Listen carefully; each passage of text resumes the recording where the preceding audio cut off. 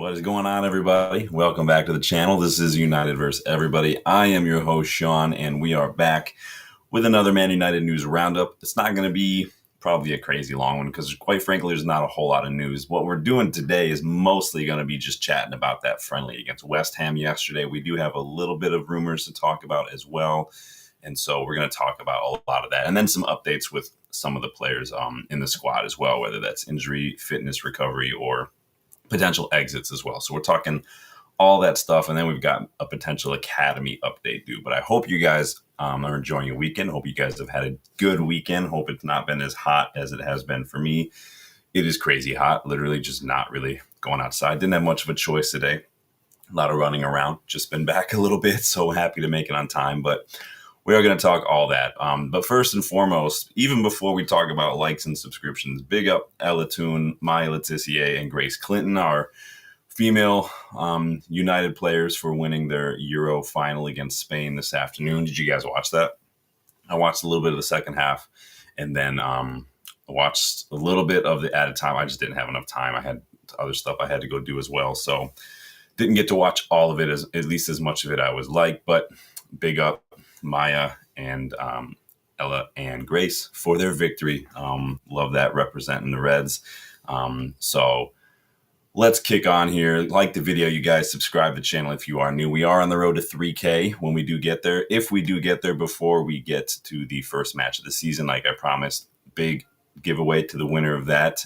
Brand new 25-26 United shirt of your choosing. Name, number, patches, if you really want to care about a cup patch. Hey, more power to you, but that will go to the winner. But it's really up to you guys. Make sure you're liking, make sure you subscribe, and make sure you're sharing, most importantly, and make sure for you hit that notification bell so you don't miss out. Check the memberships as well, you guys. Best way to get more involved in the content we throw out on the channel. And then please go do check the United vs. Everybody store. Tons of brand new stuff in there. As you can see, I sorted it now by design, so you can kind of see all the designs in there. But yeah, you go click on one, you see everything you can get with that. That's the brand new Bueno shirt.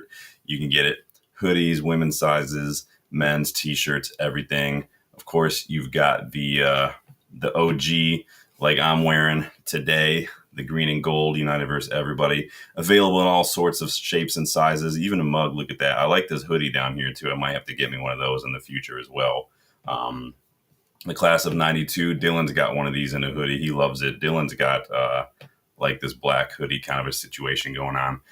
Lots of stuff, as you guys can see. So go check out the store when you get a chance. You're going to see all sorts of fun stuff in there. Absolutely awesome. And we've even got some little kid stuff and as well for anybody who's got a little future red in training. We've got a little kid stuff as well, little onesies, little crews, little t-shirts and whatnot. So give those a look-see. Again, for the next couple weeks, everything will go towards charity. So keep that in the back of your mind if you guys are doing that. Again, no pressure. I just always like to make sure people know what's out there, because there's so many links in the video descriptions. There's so many things I kind of rattle off at the beginning of each show. Sometimes it's nice to take a moment, slow down, and actually show you what it is we're talking about. So how's everybody doing on their Sunday? You guys getting involved in the chat? Let me know how your weekend has been. Let me get involved in the chat and see who's in here real quick. Danny B, big up, Danny. Good to see you, my friend. Hope you're doing well.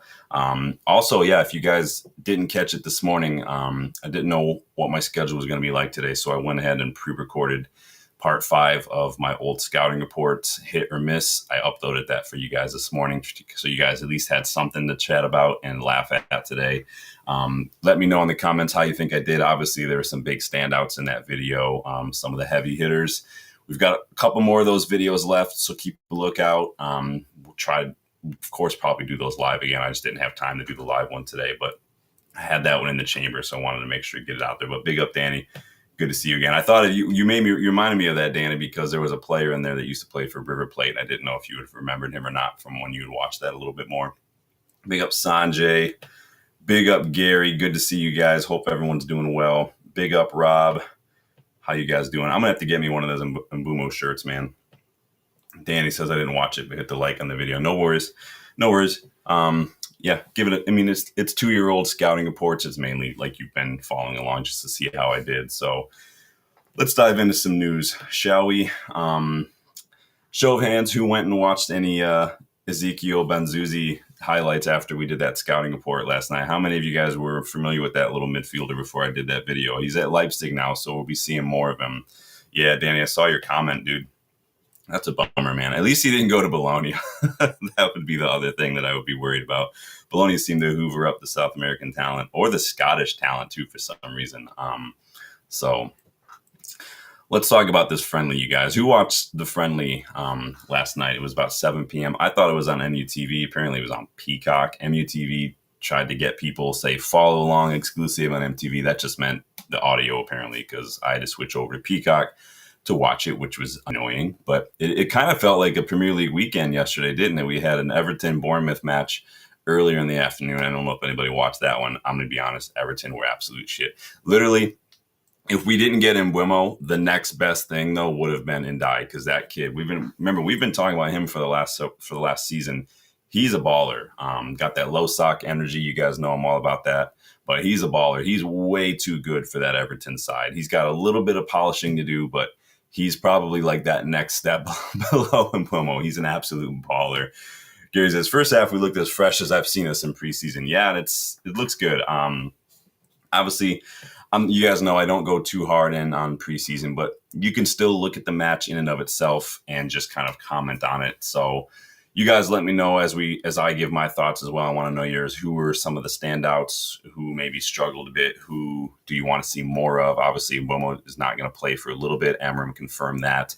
Like to see some guys like Kone and whatnot get a few more minutes as well. Maybe we'll see them get some minutes in the next one. I thought Dorgu was excellent, personally, especially in that first half. I thought he was doing very well to drive that ball forward, get it into dangerous areas. He did really well to win an early free kick. I thought he looks more. Dorgu just looks a little better and better as he continues to play. I'm really happy with what I've seen from Dorgu. A lot of energy. Who else did I think looked good? Kuna obviously is looking really good. Heaven, I thought Heaven looked every bit of a teenager yesterday. And again, I'm not trying to nitpick. It's a friendly, but he's wanting a little too much time on the ball. He kind of reminds me a little bit of what Harry Maguire was guilty of a couple times in recent years, of instead of just taking care of the danger, doing the simple stuff real quick, he's trying too hard to kind of keep the ball.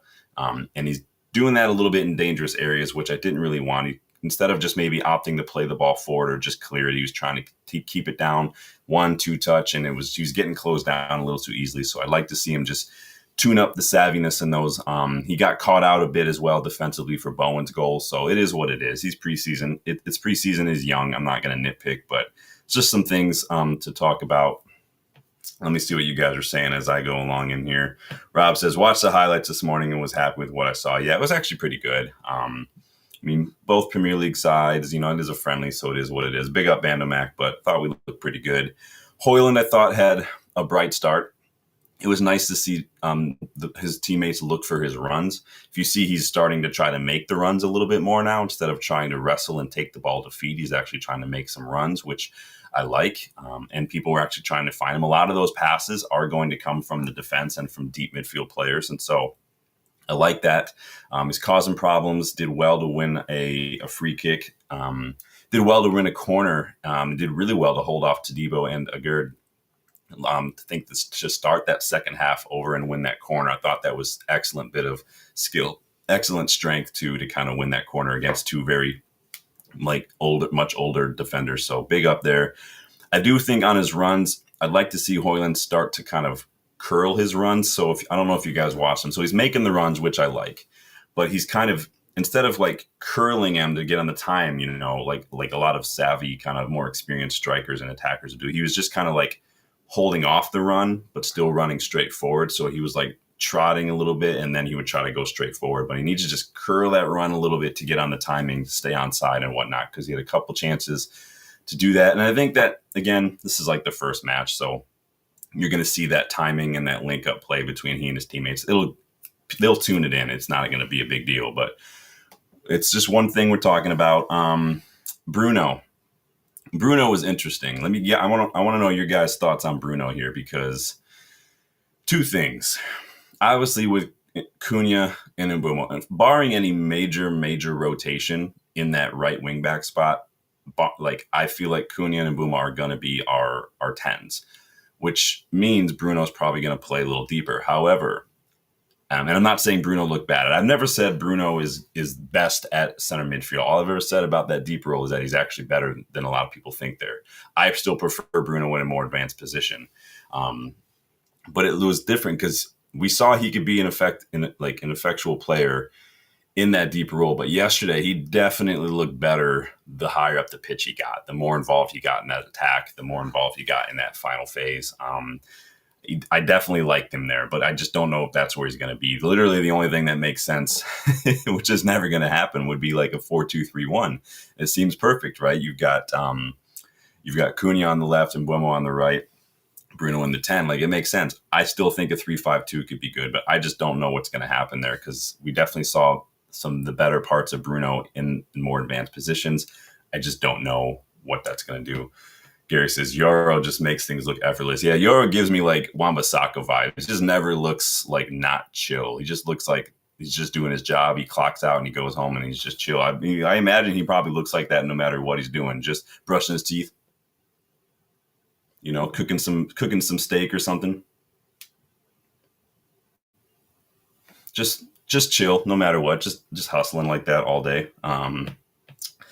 Danny says, they all played well for the first 50 minutes, to be fair, but the drop-off with the players coming in is wearing. Yeah, I know a lot of people were saying that we kind of dipped a little bit in the second half when we made those subs, and it's going to happen. Most of those subs were young players or players who, like Collier, have been out for a long time through injury or whatnot, and so I expected it. And especially when you've got like Fletcher and whatnot on there, it's going to happen. Frederickson, for instance, I did think Frederickson looked good. I thought he was playing some really good balls over the top. I do like the way he plays. He plays exactly like what you'd want to see. So I do like what I see from Frederickson a little bit. Hesty, welcome. I thought Bueno didn't have match fitness. He joined them too late. That's why I asked, is he going to player bench? Yeah, we didn't know really what to expect. I think we're all kind of hoping. But obviously it's going to, managers these days, especially these like more systematic minded managers like Ten Hag's and Amaram and even Pep and whatnot, I think they do tend to be a little bit more strict with that kind of stuff as the data science and whatnot. Physios get more involved, I will think, but it doesn't sound like he's going to be here for the next match either. So it sounds like he's just a little bit behind, but hopefully we'll see him get some minutes before Arsenal. But big up, Hesty, welcome back. Danny says, Delit, Dorgu were fantastic. Manu and Ugarte could be something there, but they need to play together more. I've got thoughts on Manu and Ugarte because I saw some really good things and saw some other things that are a little bit worrying as well from both. But mostly it was good. Kobby worried me a little more in the early on in the first half than anything because in that deeper role, he's just not as like that last line of defense, as like that player who's going to kind of get involved in the mix, especially off the ball. I'm just not convinced because he's getting outrun. He's getting out-muscled a lot in that area of the pitch that we tend to struggle in historically over the last several seasons, or we don't have enough bite there. But it's an area of the pitch that he's going to be playing in, and so that worries me a little bit. I don't know if he's going to be, he's young, so he's going to continue to grow and develop physically as he gets older. Young men especially don't stop physically developing he's 20, 21. He's got a couple years left of this, and he's like, it is what it is. But you can be smaller in the midfield, especially if you're a quick guy. But Kobby's not either yet. So it's going to be, he did look more dangerous though. I thought he really grew into the game the higher up the pitch he got, kind of in just playing like 10 yards forward than that deeper, like just more in the opposition half. He looked very good. He was making all sorts of good interceptions, cutting those balls out. It was kind of like that, like anytime West Ham were trying to like play out of their own kind of area and kind of just put a ball into midfield, he was just stopping it and really just allowing us to make quick transitions to just go again, wave after wave. I really like that. And he did get to one interception that led to Bruno's second goal as well. So, which was like a Cantona-esque goal, by the way. It was a good goal. So I think I've seen some good things from Kobby. Ugarte, I thought, looked really good. Higher up the pitch he got, he was getting really involved in that final phase of attack. We saw that a little bit here and there last season. We like the similar what we see from Casemiro. It doesn't look like anyone's comfortable playing on the back foot, if that makes sense. Kobby, Ugarte, Casemiro, no one's comfortable in that situation. They're comfortable the higher up the pitch they get. I'd like to see somebody in midfield who is calm, composed, press resistant, good on the ball, and who kind of stays in that deeper role to kind of just help out a little bit, be a kind of conduit between the defense and the attack, be an outlet for people when they're under pressure. Like we need a midfielder like that, and it worries me a little bit that we're still relying on Bruno to do that. Rob says, and Buemo's going to be ready for the third game, I heard. That's what we hear. We'll see what happens. He's going to get a good round. Is that going to be, when is that Fiorentina match? Because who do we have? We have Bournemouth, and then what? I don't remember. Somebody remind me. Danny says, Bruno was very sloppy yesterday at times. Yeah, Bruno's always got a little bit of slop in him. It's a friendly, so I'm not going to care. Get it out now, personally, rather than save it for Arsenal. Because you can't do that kind of stuff against Arsenal, but it is what it is. Danny says, Frederickson was good out of the subs. He was probably the best. Yeah, I agree for sure. I thought he was very good. Fletcher, I didn't think just really made a whole lot of an impact. Maguire looked really, really good too. Big up Maguire. He was constantly kind of stepping in to cut out play and stuff and just kind of make those vital kind of toe pokes and those tackles and those challenges. So I thought that was really good. So I liked what I saw from him as well. Mount, I thought, it is what we're going to see what we get with Mount. So big up, Agile. Good to see you again. For the goal, Kobby was getting out-sprinted by Souček, which is weird. Yeah, Kobby's not quick and he's not strong, but he's very, very, very good on the ball. He's very good at dropping deep, beating people 1v1. He's really going to have to develop physically if he's going to have a role in any Premier League side, really. I'm not saying sell Kobby. I'm not giving up on Kobby. I call it like I see it, and I'm only calling it what I saw yesterday. I'm not trying to make any long-term kind of assessments of it. Just what I saw yesterday was not good. It reminded me of watching Amos at the academy level, just kind of out-muscled a lot. And so he'll get there. Gary says, we desperately need a striker. We cannot go into the season with Højlund as our only option. Yeah, I agree. We need a striker. I didn't think Højlund was bad yesterday. Thought he looked lively. He was sharp. He was, changing up the way he was playing. Did well to win that corner. He was doing really well, I thought. Looked dangerous, getting into good positions. Obviously missed that opportunity inside the box, which is going to happen. I mean, all strikers do that. But he's just one who's really going to need to almost do a little bit more than is really fair to ask of him in terms of getting back into anyone's good graces or anywhere close to good graces. Because let's face it, he's probably going to be here for the next season. Probably going to be Xerxes and Højlund at least in our attack. Cheeto probably getting in some minutes as well. I think we all just have to kind of face facts. I'm not saying we're not getting anybody. I'm just saying plan on those guys being here, barring any sort of late kind of drama in the transfer market. But plan on those guys being around for the near future. Danny says, Waite's better than Fletcher, just young. Yeah, we've got a lot of players in that academy. I was really hoping to see Kone get some minutes, but it is what it is. Elaji, J-Star, welcome. And any latest updates on Shesco?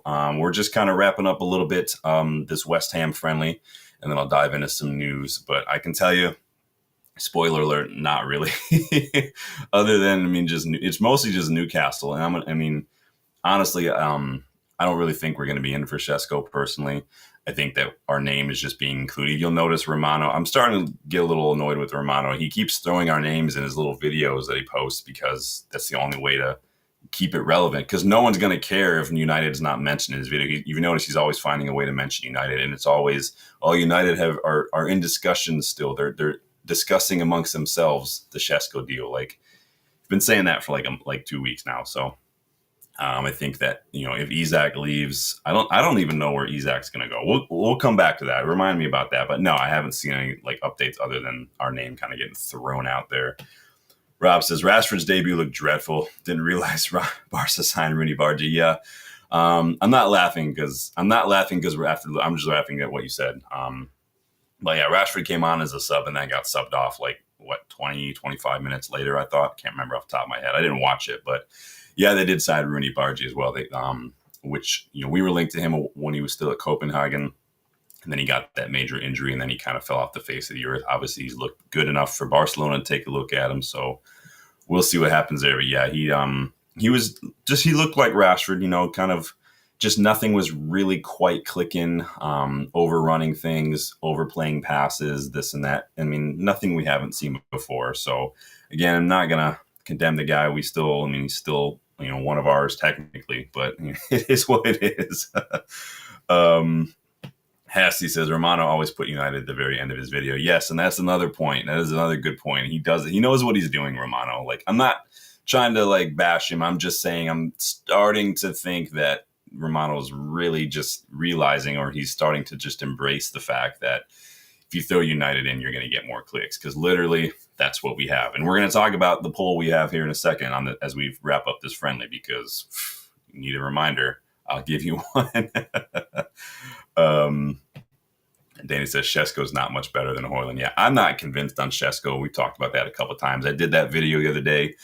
We did a close look at Chesco and Ollie Watkins. We compared the two of them. We broke down heat maps. We broke down percentiles, numbers, systems, profile of player they are, would they fit, this and that, pros and cons, all of that. You guys go check that out if you haven't yet. It's on their channel. So Danny says, I think Rasmus bags 15 goals easily in Germany. Yeah, or Serie A. I just don't know. I think we'll see. There's two factors now that we didn't have before, in that instead of, relying on, Garnacho and whatnot, now he's got Bueno and Kuna, who are going to be kind of in and around that area as well. Now the worry there is that Kuna is kind of playing in exact positions that you want your striker to play in when you get into that final phase of attack. And so we'll see how that goes. But I mean, to be fair, we have to give Rasmus his credit for yesterday, because he did play well yesterday, I thought. Looked much better. But again, it's preseason. It's a friendly. I'm not gassing anyone up yet. But yeah, Kobby, I think, is really going to need to kind of bulk up a little bit. But he did look good higher up the pitch, made a couple of vital interceptions, including that one that led to Bruno's second goal. Kuna, we got an absolute gem in Kuna. Again, I'm trying to temper this. I'm trying to pump the brakes a little bit because it's preseason, it's a friendly. But Kuna, tell me this dude does not remind you of prime Ruud van Nistelrooy when he gets on the ball, because there's literally no stopping him unless you literally tackle him. Like, you just can't. He was getting pushed and pulled all over the gaff when he was running with the ball. Literally just someone grabbing his shirt, and he just kept them legs pumping. He just kept on going. It was like an NFL running back. If you guys watch the NFL, just get the head down, keep the legs pumping, and you're just going to power through. It's exactly what it reminded me of, dude. He's so good. I'm super excited that we got him. Big Debbasi getting involved in the chat. Don't know about Danny. He ghosted against Asian teams. It's very good. That was postseason. We don't count postseason. That was last year, technically. This is this year, Debbasi. But welcome back. It's been a long day. But I really like Kuna a lot. If he's looked good these last couple matches that he's played in, really good, just wants to get on the ball, wants to run, just has one eye on getting the ball forward. Like, I love it, man. He already knows, like, as soon as I get the ball, I don't care how many opposition players are in front of me or closing me down, I'm getting through, and he does it. They literally have to follow him. And even then, he still just keeps on trucking, dude. I'm all about that. It's like you guys ever play like old school Madden games? He's got that truck button. You guys remember that button when you just flick the right stick on the run and you just power through?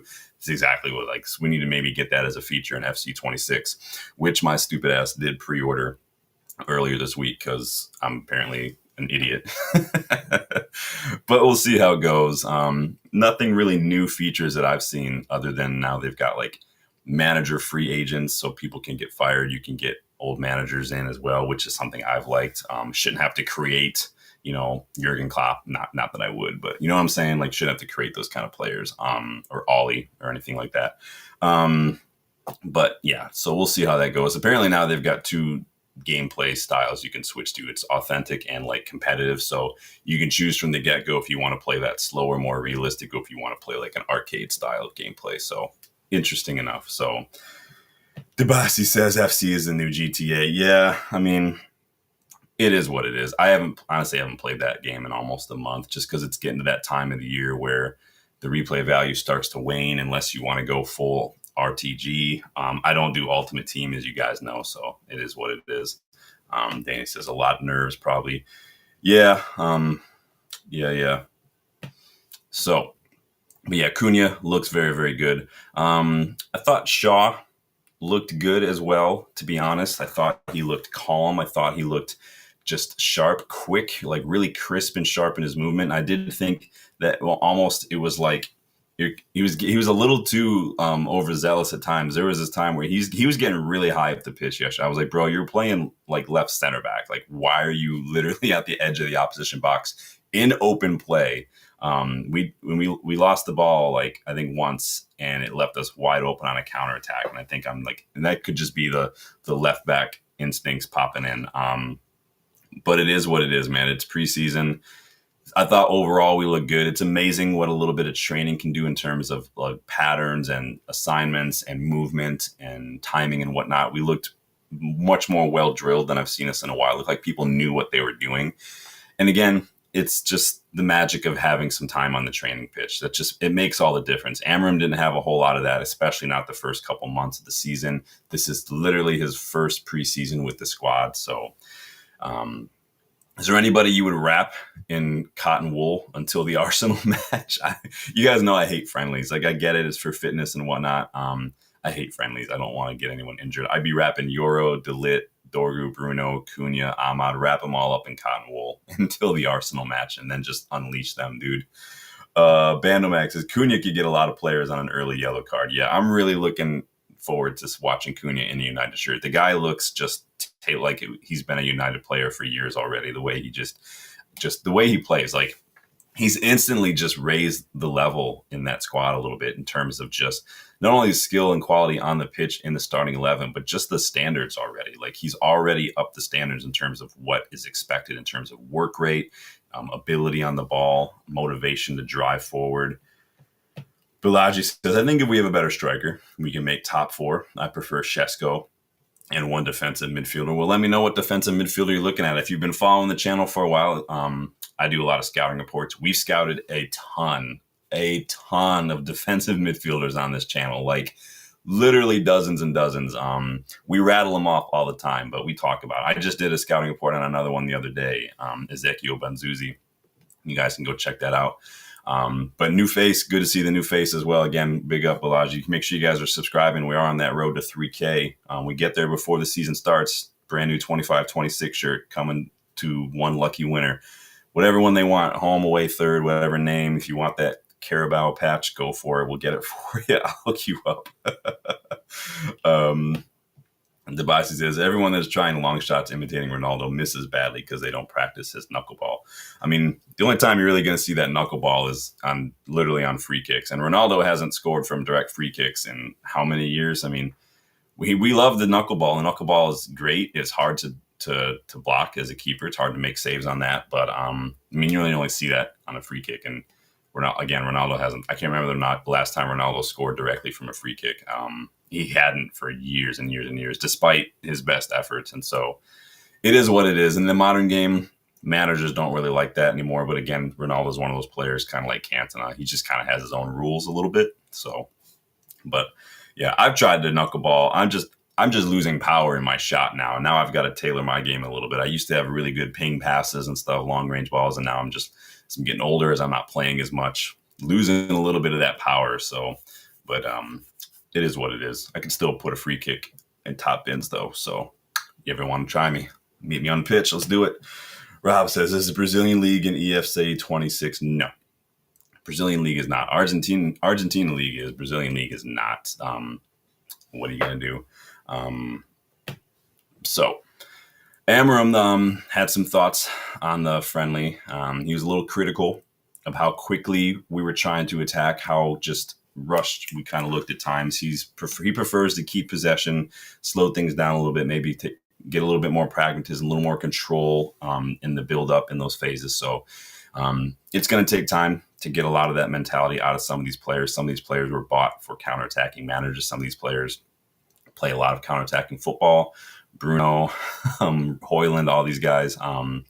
You can take the counterattack out of the system, but it's hard to take the player out of that. So it is what it is. Devices makes me want to go back to FIFA 14. Man, I don't remember FIFA 14. But again, overall, thought we looked good. Again, we just looked like a squad who's actually had some time on the training pitch for once. Saw some patterns, saw some good movements from a few players, a bit more versatility from some players. Ugarte, Manu, showing that. I mean, Ugarte looked really good. I thought he made a lot of really good challenges and whatnot. His passing needs to improve a little bit. He's trying to, you could see he was trying to win the ball and find Hoyle, and because his passing isn't his best attribute. The ball was constantly kind of going behind him a little bit, just not linking up again. It's rust. It is what it is. But if he can, like I've said from Ugarte, he's got all the tools necessary to be an excellent midfielder. He just needs to dial in that passing. He's got to find a new level in his passing game. And I think he could be excellent for us. So if he could do that, we wouldn't necessarily need to rush out and spend big on a midfielder, but he's just not there yet. And so it just depends on if you think he can get there or not. It's not his natural thing. And so maybe you want someone a little more naturally adept at doing that. But still work to be done preseason. But I like what I see so far. Somebody said earlier, it's probably the sharpest we've looked in a while. So maybe one match a week this season could bear fruit. Maybe we don't have to run ourselves ragged. Again, I'm trying to polish a turd here, but I'm not going to overhype it so far. But it's really good. So Agile says Bruno had overall a good game, but he gave the ball away cheaply at least 5-10 times. That Trabella pass pissed me off. Yeah. You're talking about the not the Trabella, it's literally like it's been such a long day. I'm like totally just spacing out right now. But yeah, I know the one you're talking about. That one, I mean, what are you going to do? It is what it is. It's preseason. It's kind of like, you guys remember Balotelli doing something in the preseason. I think it was a MLS All-Star game. He'd done like some spin like back heel pass because he thought the whistle had gone, and then Mancini took him right off the pitch. It's preseason. I don't really care that much about stuff like that, but I hear you. I did read, though, too, I don't know if you guys saw this. Apparently, there were 82,500 people in attendance for the match, which is more, apparently, than the Club World Cup final had. So, I mean, no big deal. No big deal. I mean, if you needed any further evidence that the Club World Cup is a complete joke, I mean, there it is right there. Or maybe further evidence of United's literally massive global appeal. It's right there. I mean, you can't buy that. You can't cheat your way to that. You can't sell hotels to yourself to get that. That is football heritage, period. Suck on that. Fight me. I don't care who you are. That's legit, man. 82,500 people for a friendly, a preseason friendly is insane. Like, that's insane.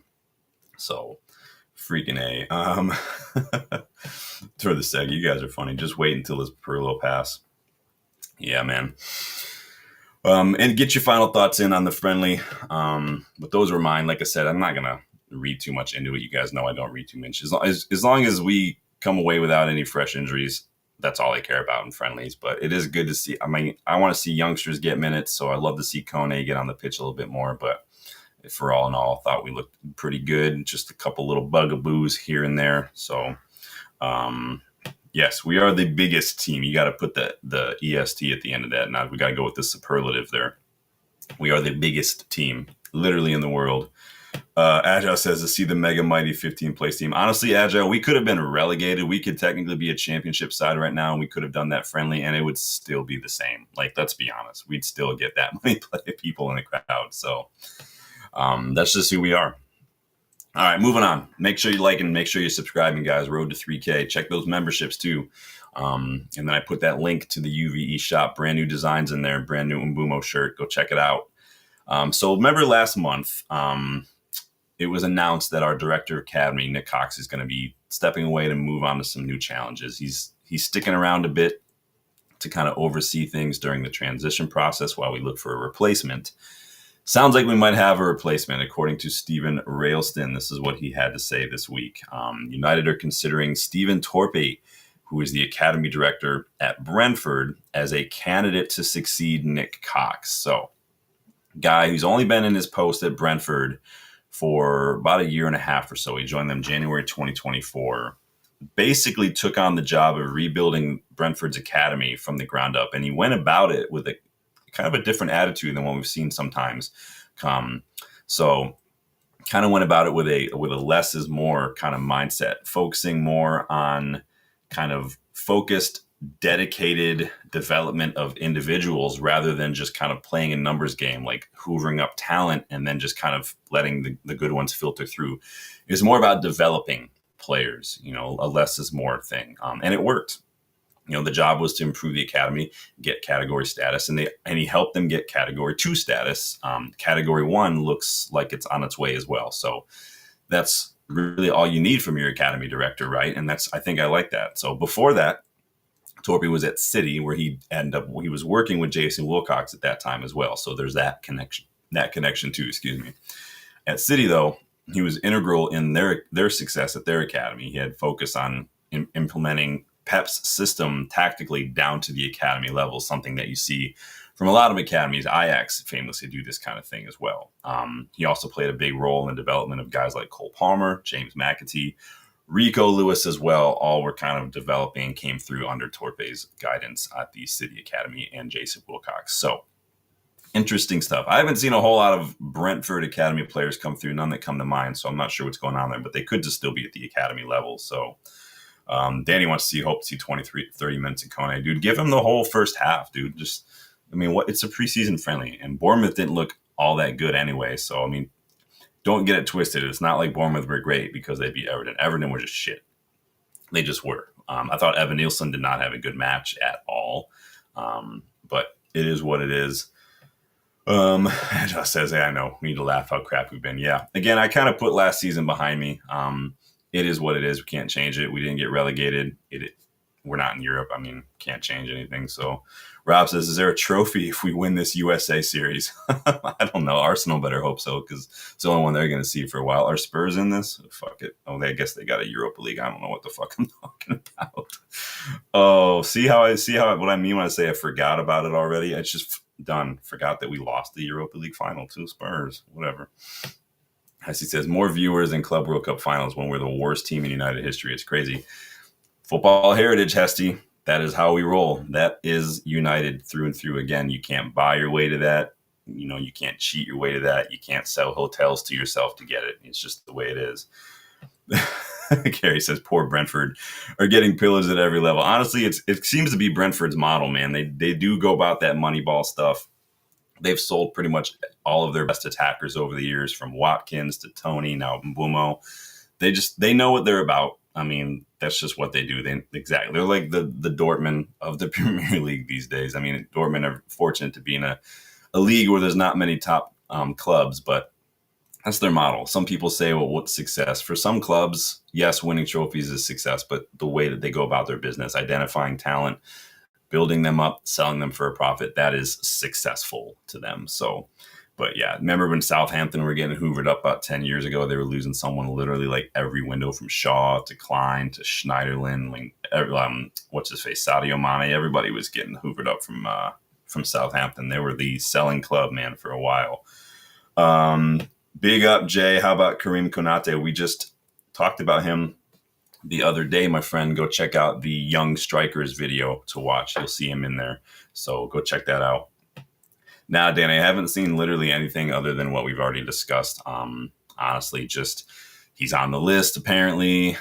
He wants United move. I haven't seen anything else. And then we got those reports that we had tried to put in a loan bid for Emi Martinez, which Villa weren't up for. So it sounds like we're looking at keepers. I don't know what's going on with Binder. Obviously, he's starting these matches. So it's anyone's guess. I have another little update on keepers, though, as we're talking. So Nota, welcome back. United are always the story. Yes, and it's like we talked about with Romano. It seems to be that he's realizing that he likes to put us in the thumbnails. He likes to put us in the titles. He likes to try to find a way to squeeze us into every little rumor, even though there's nothing really to do, just because he knows that's what people are going to do. Debbasi says, imagine Trump coming to see United, saying they only want United. Funny, getting political on me now. Let me close this window down real quick. Pop. All right. So let's talk about some transfer rumors, you guys. We got some rumors the other day that Antony is a player of interest to a few Saudi clubs, and then his agent basically came out and said the same thing. There has been interest from Saudi clubs. Now, Santiona, aka Santi JFM on Twitter, claims that Al Nassr have actually sent an official bid to United for Antony these days. So it's kind of developed quickly in the last 24, 48 hours. Now, I haven't seen, if anyone's seen it, let me know. I haven't seen how much this bid is. I've seen some people try to put a number out. I don't know where they're getting the number. I don't know who these people are, but literally the one person I saw the number that people are retweeting is like a nobody. So I'm not trying to be offensive. I'm just literally like a couple hundred followers, so I don't know where they're getting it. But again, what do you think we would get for Antony? What do you think Al Nassr would offer for Antony? What would you take? Should we just cash in, or would you hold out for more for the Saudi club? Why don't we go ahead and put that in the poll? I'm going to end that poll. I'm going to put this other one up here while we're talking about Antony for a hot second. Should we just take what we can for Antony, or hold out because it's Al Nassr? Take the money and run. All right. You guys let me know what you think as I keep going along here sometimes. Sorry, it takes a couple seconds to type because it's been a long day. And for some reason, you get muscle memory when you type. So I can type just fine when the computer's in one position, but the moment I've got to like do different things, it's like my brain just dies. What are you guys saying here? Danny thinks we're going to get 40 mil, hopefully.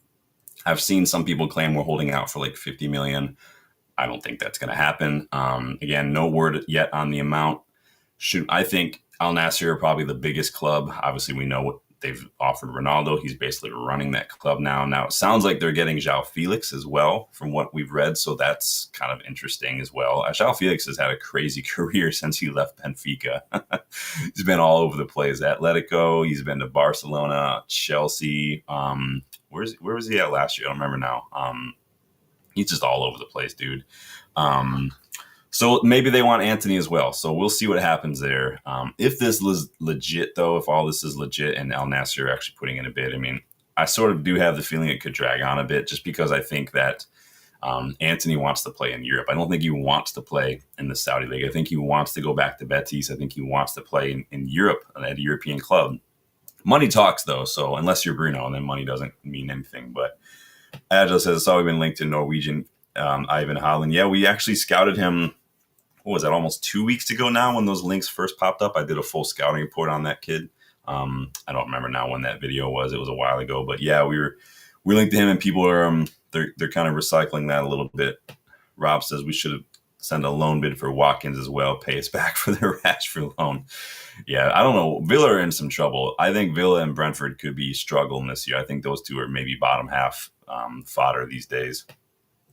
Agile says, if Al Nassr is paying, I would demand 86 million pounds. Yeah, maybe we could actually make our money. Maybe we could actually get on the positive with PSR for Antony. That would be incredible. Let me Google this. How much would United have to sell Antony to get PSR? Oops.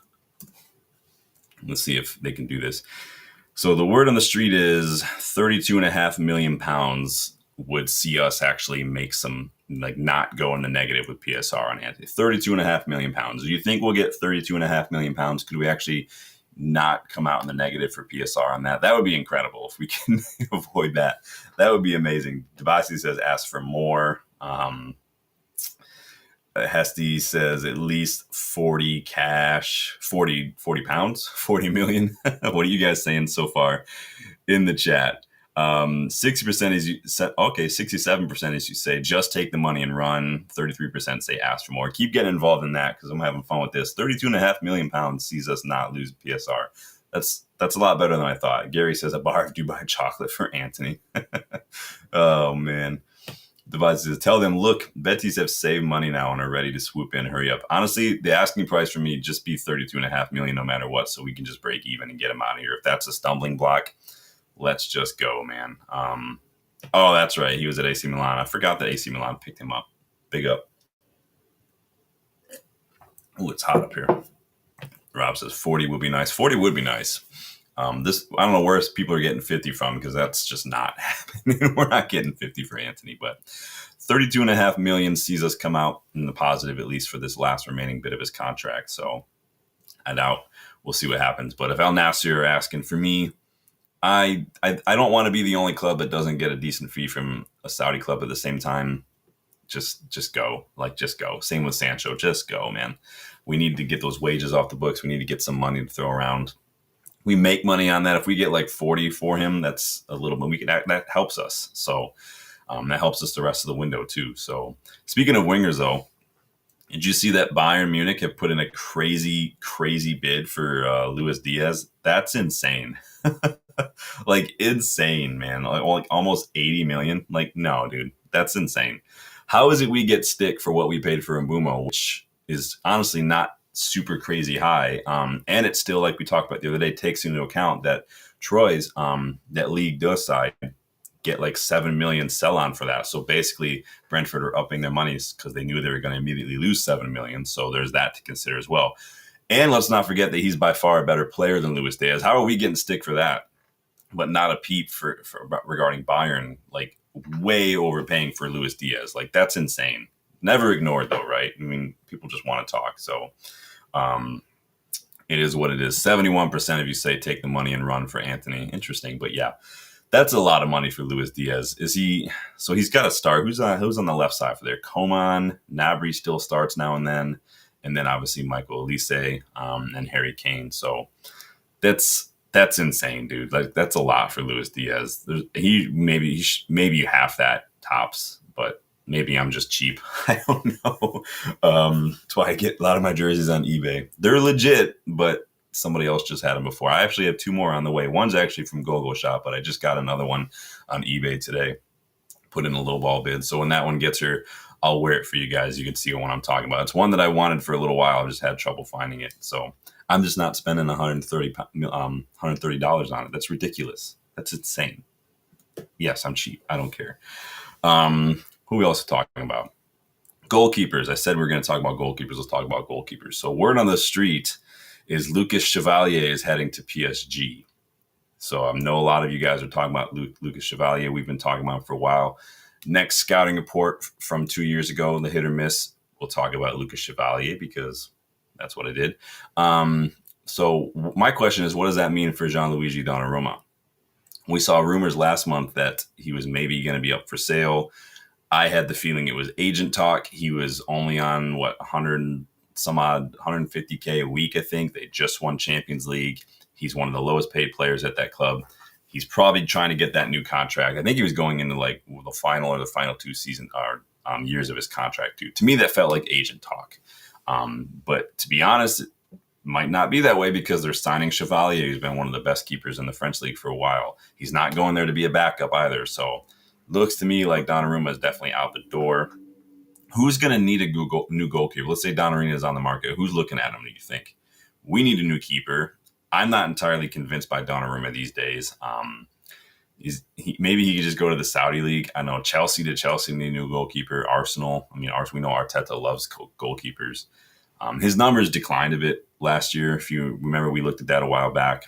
So it's anyone's guess if that's like a positive, like a permanent kind of trajectory, if he's just declining, or if that was just a one-off because his numbers were not as good. But the links with all this, linking Donnarumma to City and United, of course, that's just going to happen. We've talked about that before. Social media is going to social media. That's just the way it works. So, oh no, I see some despair in the comments. Agile says every other club can sell their players for decent fees and we get dick. Realistically, do you see this changing in the next 5 years? I do. I don't think it's gonna mean though that we're just gonna turn around and start getting crazy fees. I think what it's gonna mean is that we might not get good fees. Some of these players might not go right away. I think that that Ineos have shown they're willing to kind of put their foot down a little bit. So I think they have a hard line on some players and they're not going over that. But we'll see what happens. Never say never. But I am tired of being the club that doesn't get anything for their players. I am tired of the United tax. And I am tired of when it's United that show up, everybody adds another 10, 15 million to their asking price. It's super annoying, dude. But a big part of why we haven't been able to move players on is, again, because we pay them too much. And so no one can afford them.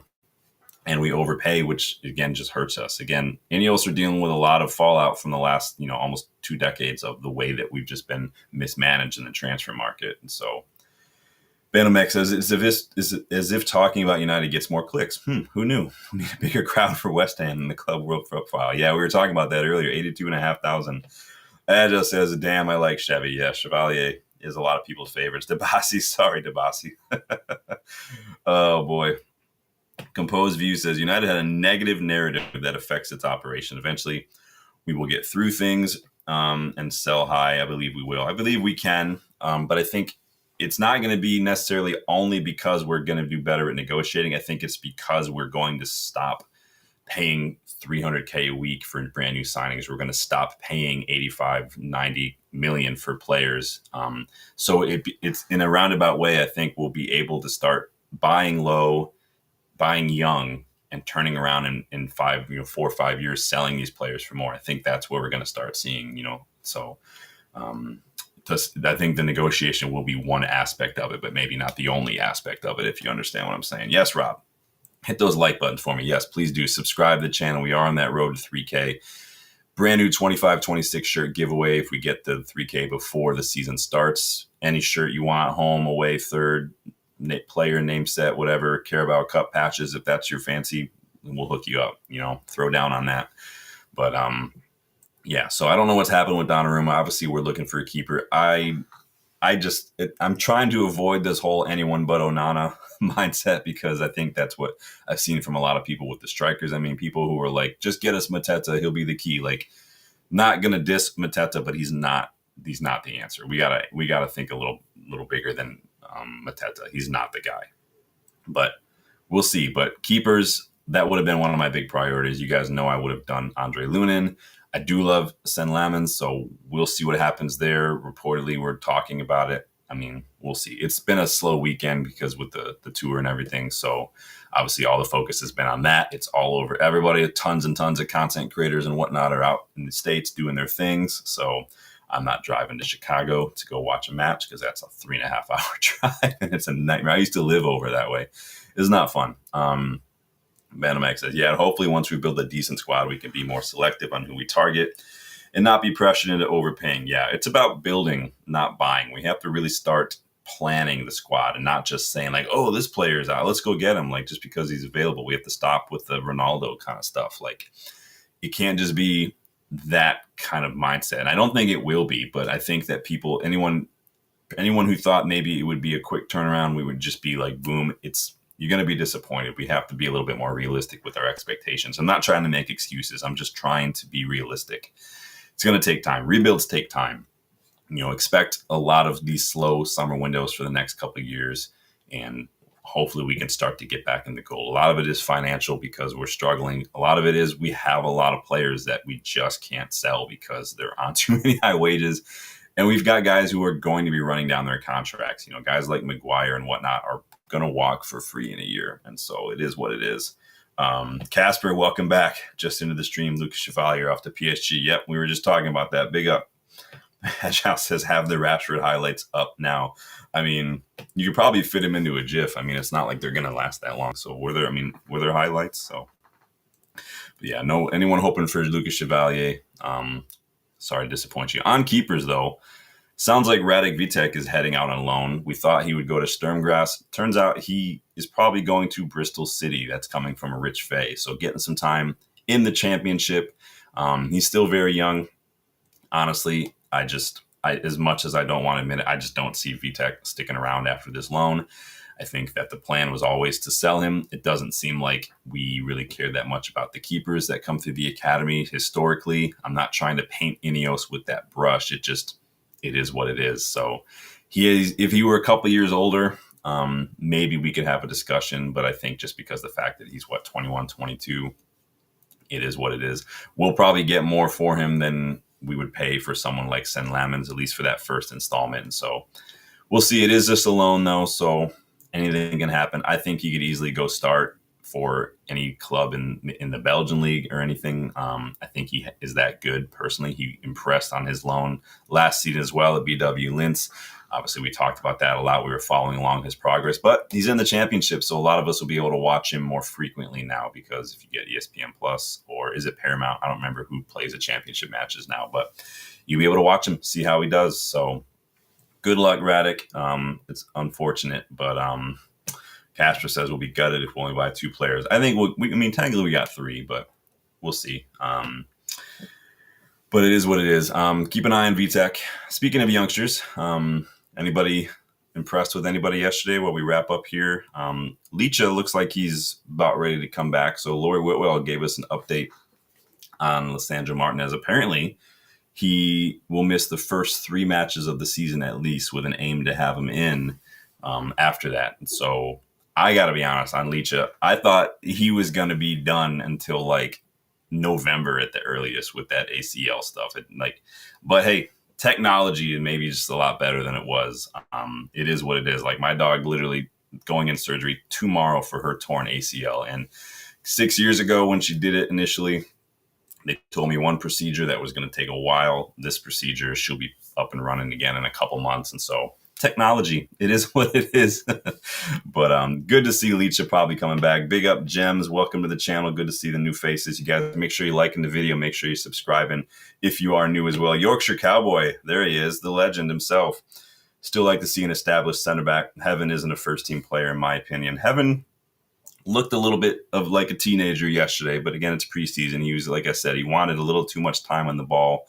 Focused a little bit more on keeping possession under pressure rather than maybe just doing the simple things like just booting it out or putting a long ball. He was doing a little bit of that. He got caught out a bit for Bowen's goal as well. So it is what it is. He literally came from an academy to our first team setup in January. So again, we've said the same thing about a lot of our young players. So I'm not gonna go in on the kid, but yeah, he's. I don't think he was brought in for a plan to start. Obviously, he's brought in to be in and around the first team picture, but that's about it. So, but big up Yorkshire Cowboy. Welcome to the channel, man. Casper says Erickson off to Wrexham. Yeah, we spoke about that the other day on the Kickabout with Dylan, aka Christian Erickson. If you guys are fresh to the channel, we have one of my co-hosts on the Wednesday Kickabout is Dylan. He looks very much like Christian Erickson. He and I are going to Manchester in December, so I'm excited to see if anybody tries to take his photo. But it'll be fun. But yeah, I thought that Wrexham put in an offer, and the last we talked about, he had turned it down. But we will see what happens. Bandomax says, with Lucha Shaw, Heaven won't be needed to rely on to start. Well, Lucha's not there yet. It takes some time. Shaw, at any given moment, Shaw could be done for the season. Heaven, probably one of the best teenagers I've seen in a while coming through as center back. But again, I don't think I would rely on him as starting 11. I think, Yoro, didnt, Mazraoui, for me, probably going to be the one you're going to see starting for the season. Lucha comes back. Mazraoui maybe gets pushed off to the left, something like that. I think it's good to have rotation. I just wonder what happens with Ahmad, Dorgu. I don't know what Dalo's still here as well. So we'll see what happens. Maybe we throw Kuna or Bueno up front sometimes to make room for some of these players. We'll see. Amir, welcome back, Amir and Amaram. We twist. Big up, man. Composed View says, I fear Leach will get a major injury again before the end of the season. Well, we'll see. I don't go into harsh on Lucha for those first couple big injuries because those were contact. Can't really do anything about contact. Now the ACL is definitely has a lot to do with the duration of the injury and the time off. You're going to see a lot of that kind of stuff when people come back from long injuries because it looked bad when there's no contact, when you're just running and you pull up, it's not good. So we'll see what happens. We can pray that it's just one of those freak things. People do that all the time and they come back just fine. Van Dickless, torn ACL, it is what it is. But I can only take what I can see from the fact that he's recovering so quickly, literally months ahead of what I thought he was going to do. And so I take that as a good sign. Maybe it's not as bad. Maybe he's recovering quickly. Maybe just technology. Maybe they gave him a metal leg. I don't know. But I take that as a positive for sure. So what are you guys saying here? Amir, I love the propaganda, Amir. Big up, man. The positivity. I need it on a Sunday, man. Yorkshire says didnt isn't going to be injury-free either. Yeah, we got lucky with didnt. You guys remember, I was worried about him and Mazraoui when we signed them. But sounds like we skated by a long time. Obviously, didnt started picking up a couple things later on. But he looked good. He's fine. I mean, again, we have a lot of defenders right now. I'm not saying that all of them, I would choose them as my defenders. But we've got Heaven, Yoro, Mazraoui, didnt, Shaw, Maguire, Frederickson looked good, I thought. So I think that on paper, it looks like we have a lot. Similar to midfield, on paper, we have a lot of midfielders. Now, I'm not saying all of them I want to keep necessarily, but their bodies and their paychecks, and they're there. And so it's not as easy just to keep adding players to the wage bill. Jem says, Shaw's cooked from the off. We need to sell him at the first given opportunity. I agree. I agree we need to sell him. I don't think we're going to. I thought he looked decent yesterday, quick, sharp. He got caught way high up the pitch a couple times playing center back, but I thought he looked fine until that. But it's preseason. I'm not going to worry too much. What are you guys saying here?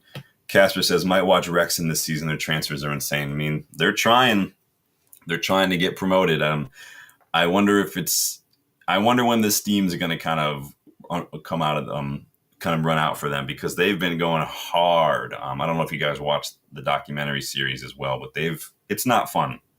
When I was working with Livonia City as a board member, talking to potential businesses for sponsors, one of them asked me like, because it's American, they were like, oh, is that like Ted Lasso? And I'm like, honestly, what I'm doing is more like Welcome to Wrexham. Like it's scraping to try to find ways to get some money, try to find ways to get good facilities, try to find ways to help this team and this club and the fans kind of have a better experience. And so it is a lot, especially at footy at this level in America. It's rough, but it's still a fun time. I enjoyed it. Wouldn't turn it down. So Yorkshire says, we thought DeLitt was the major part of that transfer. No, it was Maz. Yeah, Maz looked like he was literally the best right back in the league to start that season. And then we switched systems. And while he still looks great, he still has a mistake in him now and then.